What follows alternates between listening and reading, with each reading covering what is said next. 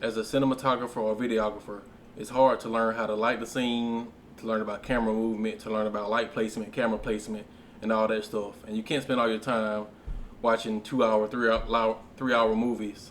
So I'm going to show you a way, I guess, to learn cinematography, camera movement real fast. So right here, we have a video game, State of Decay 3 on Xbox. I'm just going to go through it because I was looking at it because I was going to buy the video game. And I said, dang, this is a good way to learn cinematography. So I'm just going to go through the screen here.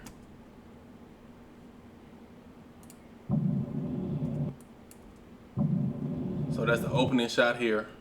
So anytime you have a scene in any type of video or movie or short film, you're going to want to establish where you're at. So we can see here that we're in the woods, and it's probably a drone shot, but it's all animated from video game. But in real life, you would probably use a drone shot to get something like this.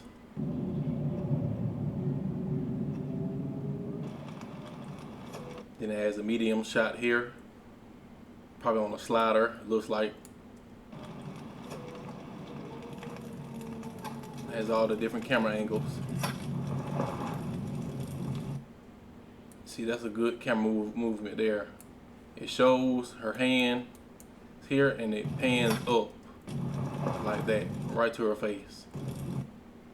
And for lighting purposes, you can tell that the light, I'm not like a lighting expert or anything, but you can tell that the light, the key light, is coming here, and there's a lot of contrast here, so it's some negative fill here. So if you were to shoot this in real life, this is what you would do. Probably shoot it on like a 50mm lens, have the light coming in from this angle here, and put some negative fill on this side to increase the contrast ratio.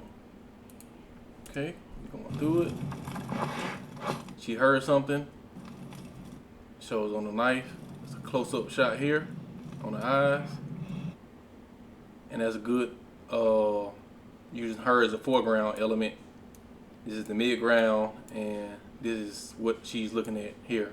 So if you shoot this in real life, you have her standing inside the frame, have her out of focus, obviously, then have whatever she's looking at in focus right here, which looks like a wolf. So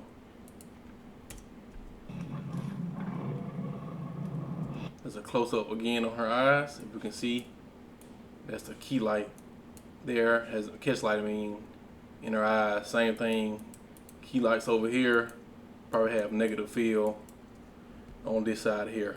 Probably a 75mm lens, maybe 50-75mm lens as well. And it's important to get the catch light in a person's eyes to make them feel more human.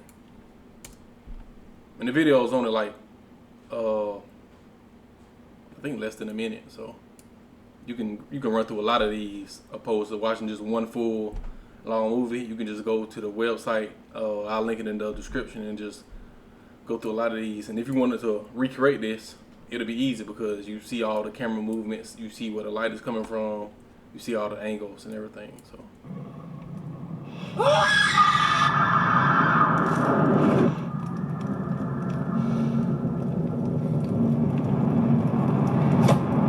Sound design is wonderful. Have her walk in the frame. It's great camera movement, even for a video. I ain't mean to hit it back, but it looks good, so not a big deal.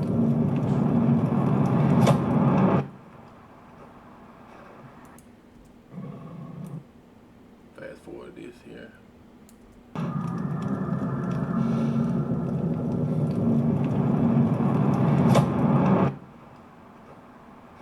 Sound design is amazing.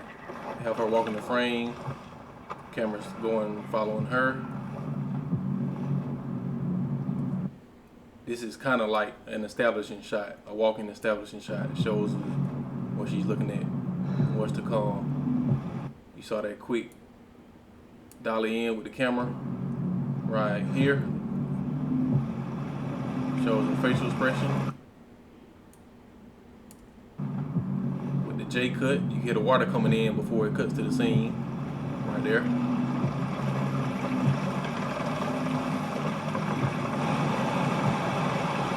have different camera angles too. If you're shooting a scene, make sure you get all the camera angles, the wide, the establishing, the wide, the medium, the close-ups, because on this here is getting all the different types of camera angles.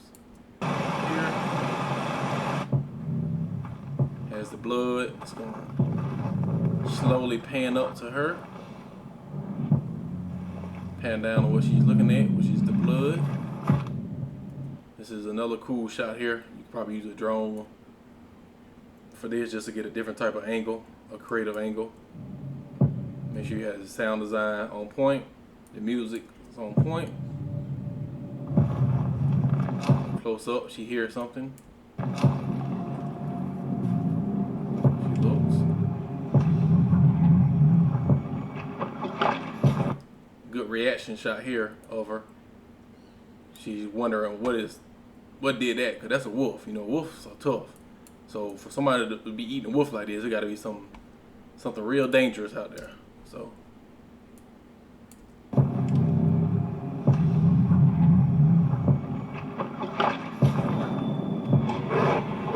slow pan up.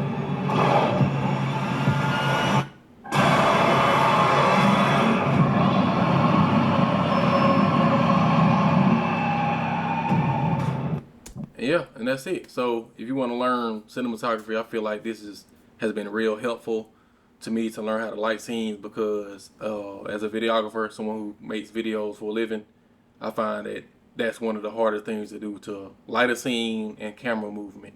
Because even if you light a scene, it's great. It's hard. It's easy because a lot of YouTubers make lighting tutorials for static shots. They might have somebody sitting down on the couch or sitting down in the chair. So it's really hard to figure out, like, how do you move a camera? How do you light a moving scene? And I believe this here is a good way to learn how to light moving scenes, even though most of it was lit with like natural light.